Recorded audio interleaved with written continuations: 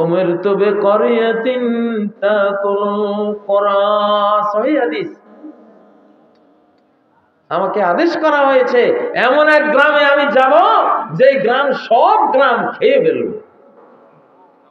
মদিনার জনসংখ্যা ছিল 700, নবীজির আমলে 700 থেকে সর্বোচ্চ 1000 লোক ছিল মদিনায়। সেই গ্রামে যদি বিরাট বিরাট সাম্রাজ্য খেয়ে ফেলতে পারে, আমার বাংলাদেশে আছে মিয়া 30 কোটি 40 কোটি মানুষ, কি খাওয়াটা খামু আমরা? লিল্লাহি তাকবীর, লিল্লাহি তাকবীর। এখন আমার খাওয়ার টাইম, বাংলাদেশের এখন খাওয়ার টাইম। ইনশাআল্লাহ বাংলাদেশ এখন খাবে।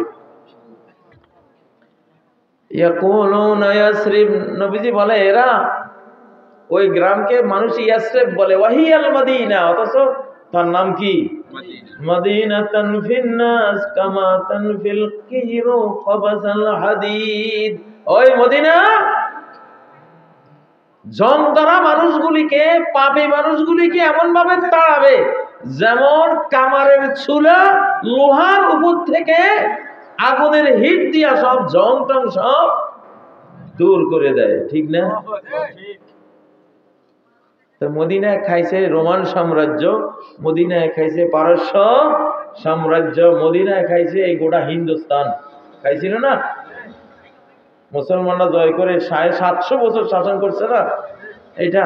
আর সাহাবীর আমলেই তো গুজরাট, মুম্বাই, কেরালা, শ্রীলঙ্কা সহ করাচি বন্দর সব খাইছে। বাংলাদেশও খাইছে সাহাবীদের আমলে। লালমনিরহাটে মসজিদ পাওয়া গেছে 74 হিজরি, নবীজির মৃত্যুর মাত্র 64 বছর পরের ইটে লেখা, মসজিদের ইটে লেখা। তো নবীজির মৃত্যুর 64 বছর পরে একখান পাকা মসজিদ লালমনিরহাটে তৈরি হইতে গেলে অবশ্যই 30-40 বছর আগে মুসলমানদের এখানে আসতে হয়েছে, ঠিক না? ওই আমলে একখান পাকা মসজিদ সহজে বানানো গেছে? বহুদিনের সাধনার পরে এই মসজিদটা বানাইছে। তাহলে যদি 74 হিজরির মসজিদ হয়ে থাকে, অবশ্যই 15-20 হিজরিতে মুসলমান চলে আসে বাংলাদেশ। এখন বাংলাদেশে কি কি খাবে আমি এখন বললে সমস্যা আছে, আমি বলবো না। খাওয়া শুরু হোক ইনশাআল্লাহ, মনেরটা মনে আছে, এখন বলবো না। আরে বাবারে আজকে থাক না, তোমরা তো এই মাসলাই জানতা না যে একটা দেশেরও ক্ষুধা আছে, একটা দেশেরও কি ক্ষুধা আছে। বিজ্ঞানীরা তো জানে না এইসব কথা, বিজ্ঞানীরা জানবো কোথায়? এটা তো কোরআন হাদিসের ওহীর বয়ান এগুলি, ঠিক না? উমিরতু বিকরিয়াতিন তাকুলুল কুরা, আমাকে আদেশ করেছেন আল্লাহ, আদেশ করা হয়েছে আমাকে এমন একটা জনপদে, শহরে, গ্রামে আমি যাব যেটা সমস্ত গ্রামগঞ্জ খেয়ে ফেলবে। আলহামদুলিল্লাহ আমি মদিনায় গিয়ে এইবার ভাবলাম যে বাংলাদেশের লগে মদিনার মিল আছে। মদিনার 3 দিক এরকম দুর্ভেদ্য, 3 দিকে কোন সৈন্য মদিনায় ঢোকার রাস্তা নাই। বাংলাদেশেরও 3টা দিক এরকম সুরক্ষিত। একদিক হলো টেকনাফ থেকে একেবারে বাকেরগঞ্জ সুন্দরবন পর্যন্ত সাগর দিয়ে ঘেরাও। এখান দিয়ে স্থলবাহিনী সৈন্য আসার তেমন কোনো সুবিধা নেই। জাহাজে আসতে চাইলে আমরা তো ওই ট্যাঙ্ক টুংলে বসে থাকবো, ক্ষেপণাস্ত্র লইয়া দিমো ওইটারে ফুস করিয়া, ঠিক না? আচ্ছা, আর 2 দিক হলো পাহাড়ের বেষ্টনী, একেবারে পঞ্চগড় থেকে সিলেট, সিলেট থেকে চিটাগাং পর্যন্ত পাহাড়ের বেষ্টনী 2 দিক। তাহলে 3 দিকে আমরা মানুষ। শোনেন, আমাদের বেকুবেরা কয় আমরা 3 দিকে ভারতে, কিসের 3 দিকে ভারতবেরা? 3 দিকে পাহাড় আর সাগর। আমাদের একদিকে শুধু ভারত। পাহাড় দিয়ে কোনো সৈন্য সমাবেশ ট্যাঙ্ক টুঙ্ক লইয়া বিমান কামান টামান লইয়া আসতে পারে? পাহাড় শুধু রাইফেল একটা লই, তুই রাইফেল একটা লইলে আমি 10টা লই যাইতে পারি, ঠিক না বে? ঠিক। আর পাহাড় হইল মুসলমানের বন্ধু, মূর্তি পূজারীর শত্রু। মূর্তি পূজারীরা পাহাড়ে গেছে সূরা বুরুজের গোলামরে নিয়ে ভূমিকম্প তৈরি করে পাহাড়ে ওই গোটা বাহিরে মাইরে দিছে। পাহাড় সবসময় ইসলামের বন্ধু। আফগানিস্তান পাহাড়ি এলাকা হওয়ার কারণে যে গেছে সে মরছে। গোরস্থান, সোভিয়েত ইউনিয়নের গোরস্থান হয়েছে আফগানিস্তান। ব্রিটিশরা 12,000 সৈন্য পাঠাইছিল খাইবার গিরিপথ দিয়ে, 12,000 গিয়া এমন মার খাইছে, খালি সংবাদ দেওয়ার জন্য একটা বাদ ছিল ওদের 12,000-এর মধ্যে। বুশের চিনতে হয়েছে সবাই মরছে, কারণ এরা হয়তো এত বিমান টিমান ছিল না। আমার তো বহু বিমান আছে, আমি তো পরাস্ত হওয়ার কথা না। গেছিল 52 রাষ্ট্র লইয়া, হেও মার খেয়েছে, ঠিক না? পাহাড়গুলি হইল মুসলমানের বন্ধু। তাহলে বাংলাদেশের দুই পাশে যে পাহাড়ি ঘেরাও, এটা কি মূর্তি পূজারীর বন্ধু না আল্লাহ পূজারীর বন্ধু? নবীজি বলেছেন হাযা জাবালুন ইউহিব্বুনা ওয়া নুহিব্বুহু। ও আমার উম্মত, বুখারীর হাদিস। এই যে উহুদ পাহাড়, এটা আমাদের মহব্বত করে, আমরাও তারে মহব্বত করি। তাহলে একটা পাহাড় নবী রাসূলদেরকে কি করে? মহব্বত করে, ভালোবাসে। নবীজি বলছেন একদিন উহুদের উপরে উঠছেন, উহুদ পাহাড় কাঁপতেছে। নবীজি বললেন কাঁপো কেন? ফাইন্নামা আলাইকে সিদ্দীকুন ওয়া শাহীদান ওয়া নবী। তোমার উপরে এক সিদ্দিক, দুই শহীদ। দুই শহীদ কে? ওমর আর হযরত ওসমান, আর এক সিদ্দিক হলো আবু বকর, আর এক নবী আমি আছি। ভয় পাও কেন? আল্লাহু আকবার। তো পাহাড় যে মুসলমানের বন্ধু, নবীগো বন্ধু, পাহাড় যে এই বক্তাগো বন্ধু, কোনো সন্দেহ আছে? ইন্না সাখখারনাল জিবালা মাআহু ইউসাব্বিহনা বিল আশি ওয়াল ইশরাক। আমি দাউদের সাথে পাহাড়কে বলে দিছি, নিয়ন্ত্রিত করে দিছি, ও পাহাড়, আমার দাউদ যখন সুবহানাল্লাহ বলবে তুইও বলবি। ইউসাব্বিহনা বিল আশি ওয়াল ইশরাক।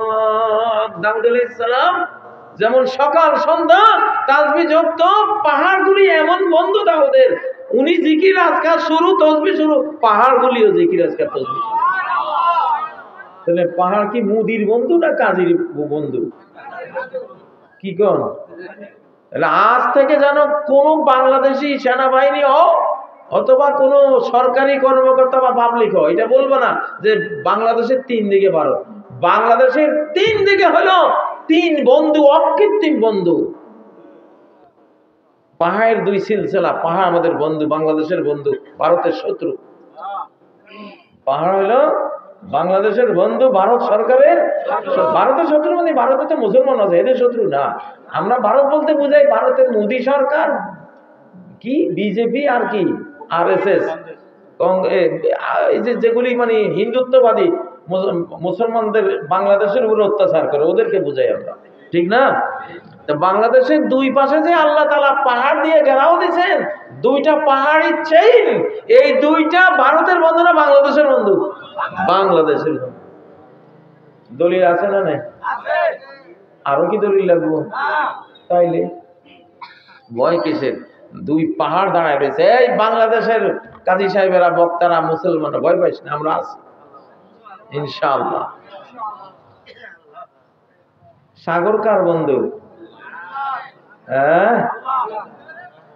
فانفلق فكان كل فرق كالطود العظيم। হায় হায়, এই নদী কেমনে মুসা আলাইহিস সালামরা চিন্না পার করে দিল। ফেরাউন বলছে মুসা যদি পার হইতে পারে, তার মতো মিসকিন ফকির, আমার তো এত স্মার্ট, এত বড় একজন রাজা, তো পাহাড় কি আমারে নদী কি আমারে অনার করবে না?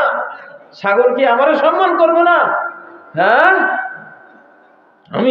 আমি হামকে তমকে অমুক। পাহাড় সাগরে কয় আয়ুস না, খালি আমার কাছে আয়। হায় হায়। ফাগাশিয়াহুম মিনাল ইয়াম্মি মা গাশিয়াহুম, সেই লোহিত সাগর তার অথই জলরাশি দিয়ে তাদেরকে একেবারে ডুবিয়ে জীবন শেষ করে দিয়েছে। সুবহানাল্লাহ।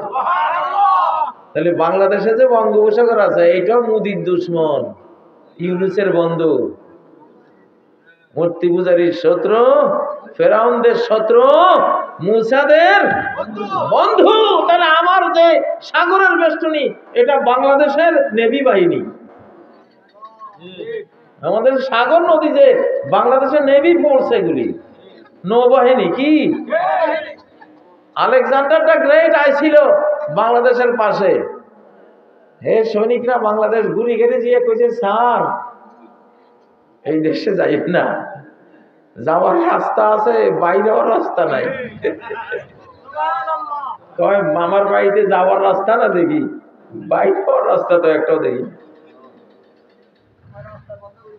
কয় যদি খালি বর্ষাকাল পাইয়া যায় স্যার, আর আমাদের গোড়াটোয়া হাতি মাতি লই যদি বাংলাদেশে আটকে না, আর আসতে পারতেন না, এইখানে গোরস্থান। আলেকজান্ডার পর্যন্ত ভয় পাইছে বাংলাদেশের। হাতি বাহিনী আছে, পাইক পেয়াদা বরকন্দাজ বাহিনী আছে বাঙালি, তুখোড় সালাক, রাক্ষসের মতো। এদেরকে রাক্ষস ইতিহাসে বাঙালি করে রাক্ষস বলছে, বুঝেন না? পাকিস্তানিরা ঢুকছিল মারামারি করার জন্য ৭১ সালে। আল্লাহ বর্ষাকাল টাইনে আইনে আয়া রে, তাদের কি কপাল হয়েছে। এইবার ভারত চেষ্টা করছিল ৫ই আগস্ট যখন ফ্যাসিবাদ পলাইছিল, একবার ঢুকার চেষ্টা করছিল, কিন্তু পশ্চিমবঙ্গ দিয়া। আল্লাহ ওই যে জয়শঙ্কর কইছে না, কি আনএক্সপেক্টেবল, মানে অযাচিত পরিস্থিতি।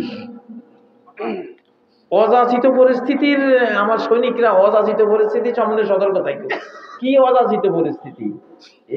একবার গেছিল পশ্চিমবঙ্গ দিয়ে বাংলাদেশে ঢুকবে, মমতার বিরুদ্ধে এমন এক আন্দোলন শুরু হয়েছে, ওইখানে কোনো রাস্তাই নেই। মমতার কাছে খবরদার আমার দিকে আই। আবার চেষ্টা করছে ত্রিপুরা দিয়ে ঢুকবে, ৮০ বছরে যে বন্যা হয় না, আসমান থেকে আল্লাহ এমন এক বন্যা দিছে, মুখ দিয়ে কয় বাবার এইদিকে মহাবিপদ, যাওয়া যাইত না। হ্যাঁ, আমি কই তোরা আসিস না, যদি বাংলাদেশে আসিস তাহলে চৈত্র মাসে বন্যা আল্লাহ দিতে পারে। তো করে পানির গেরার মধ্যে ফেলাই, তোর যা নিয়ে আসবি এগুলি আমাদের মালিক গনিমত হয়ে যাবে ইনশাআল্লাহ।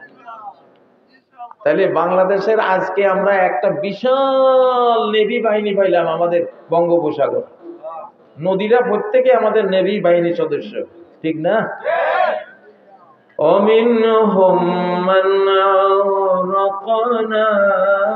আল্লাহ বলেন কত বেঈমানের কাফের আমি ডুবাই ডুবাই মারছি দুনিয়াতে।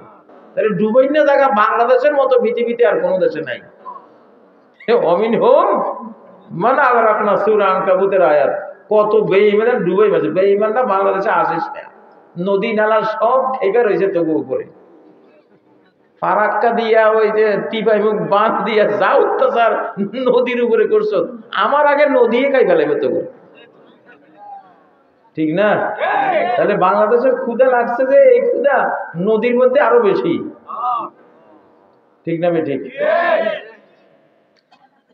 আপনারা ভাবছেন সাগর বুঝি মরা? মরা না, ওরে সর্বনাশ। সাগর প্রতি রাত আল্লাহর কাছে ৩ বার পারমিশন চায়, আল্লাহ খালি ছাইরা দাও না, এগুলি আমি দেখাই দিই। এগুলি আমার কিনারে আসি ল্যাংটামি করে, আমার কিনারে আসি এগুলি সূর্যের পূজা করে, আমার তো সহ্য না, আল্লাহ ছাইরা দাও তুমি, এগুলির আমি দেখাই দিই। একবার সুনামি হয়েছিল নি, মনে আসেনি? ৯০০ কিলোমিটার গতিতে ছুটছে আল্লাহর বান্দায় সাগর, ট্রেন পর্যন্ত ডুবার সুযোগ পায় না, ট্রেন ভাসে ভাসে যেতেছে। ডুববো কেমনে? ৯০০ কিলোমিটার গতি, ডুবতে তো কয়েক সেকেন্ড সময় লাগবে, ওই সময় তো পাইতেছে না, এটা ভাসাইলে যেতে আছে। পানি থামলে না বেচারা আস্তে আস্তে ডুববো, ঠিক না? থামি নেই, উড়াইলে যেতে আছে পানি দিয়ে। তাহলে বাংলাদেশের ভয়ের কিচ্ছু নাই, একটা বাহিনী পাইলাম বিশাল সাগর, আর নদীরা সব আমাদের নেভি ফোর্স, নৌবাহিনী, আর পাহাড়গুলি হলো আমাদের মাউন্টেন ফোর্স। যে পাহাড় দাউদ আলাইহিস সালামের সাথে তসবিহ পড়ছে, সেই পাহাড় কি এগুলিরে পারি ছাড়ি দিব? হ্যাঁ, ইউসাব্বিহুনা বিল আশি ওয়াল ইশরাক। বাংলাদেশ নিয়ে যারা চক্রান্ত করতেছে শুনে লও, পালাইবার রাস্তা নাই। পাহাড়ে মারবে, সাগরে মারবে, বাংলাদেশের ভিতরে 154 নদীতে মারবে, আমাদের হাতের কথা বাদই দিলাম, ঠিক না? আমরা ছাড়িয়ে দিব?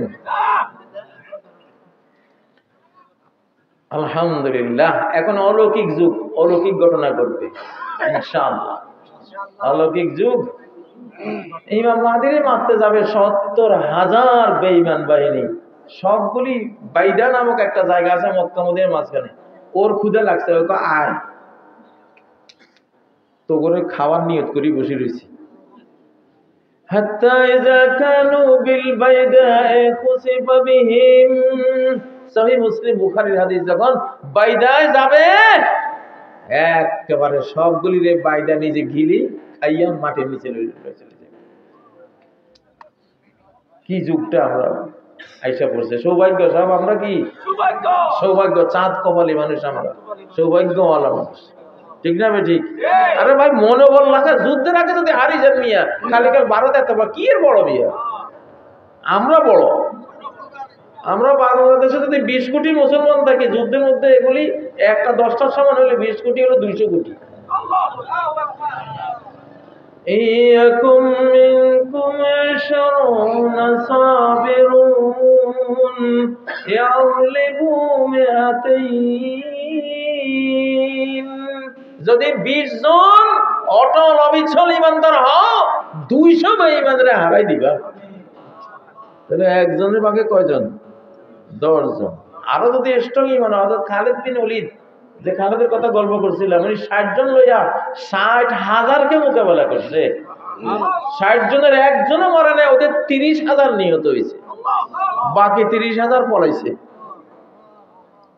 এই ইতিহাস তো আছে মুসলমান। মুসলমান আঙ্গুল হেলাইলে চাঁদ 2 টুকরা হয়ে যায়। মহানবীর আঙ্গুলের ইশারায় 2 টুকরা হয়েছে না?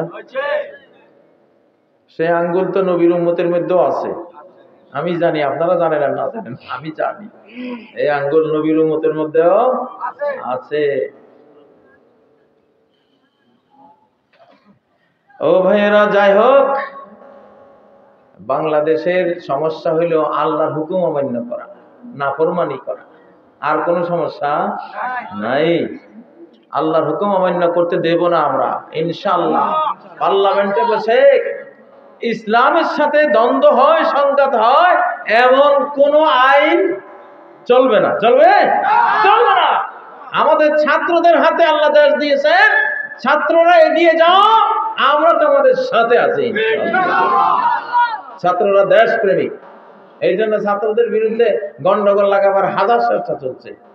তোমরা এটা, ছাত্ররা এই যুগটারে যত বুঝে, আমরা বুড়েরা অত বুঝি না। আমরা আছি ছাত্রদের সাথে। গজার মাছের ফোনা যখন বড় হয়, তখন ফোনা আগে আগে চলে, মা বাবা করবি এগুলির খাওয়ার যুগ। এটা যেদিকে নাই আমরা পিছু পিছু যাই, ঠিক না? দেখছেন কি না? আমরা তো নোয়াখালীর মানুষ, পুকুরে গজারের পোনা, শৈল মাছের পোনা, পোনা ছোট থাকতে মা বাবার লগে থাক, শোল মাছ গজার মাছের মাথায় গিয়ে বসে সুন্দর মতো। হুকুমান যখন একটু বড় হয়েছে, বুড়া বুড়ি করা থাকতো,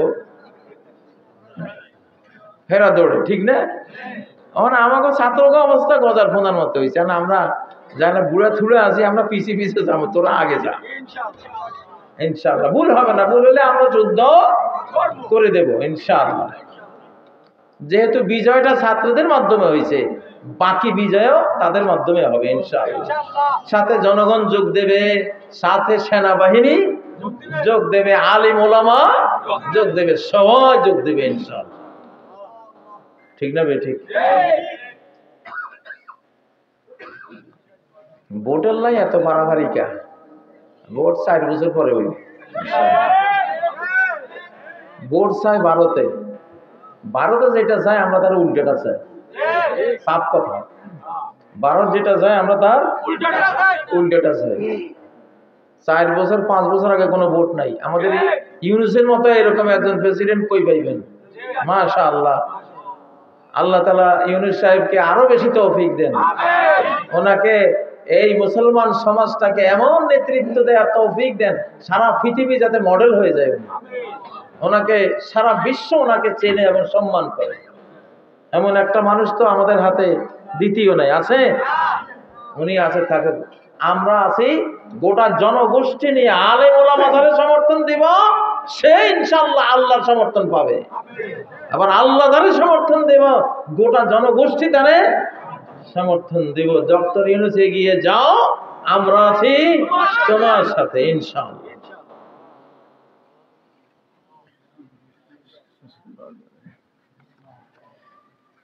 উপমহাদেশের বিখ্যাত আলেম দ্বীন আমাদের কলিজার স্পন্দন আল্লামা লুৎফর রহমান হুজুরের প্রথম মৃত্যু